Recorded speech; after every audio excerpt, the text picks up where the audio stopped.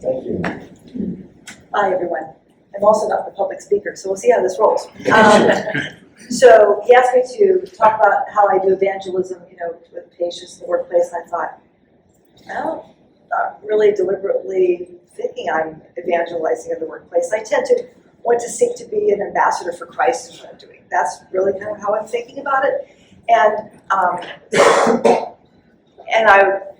I've been a Christian since middle school, and I've been a physician for over 35 years, but it wasn't really until about the early 2000s, really influenced by this group, that I got the boldness to start praying with patients and found the words to ask the patient,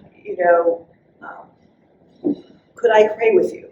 And that's my strategy, is that as a family physician, whatever walks in, the patient is, so I think about this gentleman who was really anxious because, frankly, he was in his 40s and his wife had died of breast cancer, and he had 5 children to raise. And it's like, and he would come in and talk with me, and I would try to find medicines that would help him sleep, which was his biggest problem.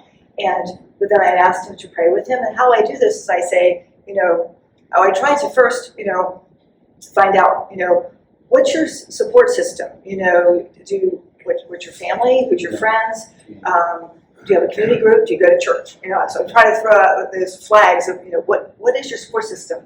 And he's Catholic and goes to church, and so I'd say to him, do you mind if I pray with you? I usually say, from time to time I'll pray with patients. Is it all right that I pray with you? Frankly, that's my line that I use. And he's like, yes. And so I did, and it turned out that he would come back every month. And frankly, over time, he said to me, I come back every month because I know you're going to pray with me at the end of the office. And I was like, okay, this is good. And I think that gave me more boldness to ask to pray with more patients. Yeah. And so then I think of a patient last year. Different story. She discovered through hiring a private investigator that her husband had a separate family in another county. And so she's like, okay, her marriage and life had just crumbled, and she's like 50, and so she was going to go through this kind of ugly divorce deal. And so same conversation. And she, my first gentleman was much more of a church going, and she was kind of a nominal Catholic, wasn't going to church, but she also became someone who was willing to have me pray with her on a regular basis. And she's come through the other side of that, and I'm glad that I was able to actually pray with her as well. And then most recently, this is my boldest move, but I have a gentleman who has been diagnosed with basically, he's in his 70s, and his wife works at SAS, and he's been diagnosed with terminal lymphoma. And she particularly, I would say, and they're a Muslim couple, and so I would say to them, is it all right that I pray for you? And she said, yeah.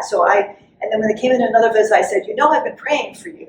And I said, and then one day I said, is it all right that I pray for you today? And she's like, here, right now? And I'm like, yeah, would that be all right? And she's like, yeah, sure. And so I prayed with them. And I'm like, I don't know how God's going to use that. I've been praying that God might reveal to them the man in white. As Muslims are more likely potentially to see visions or see the man in white, and so that's what I do. Is that I feel like my job is to be an encourager.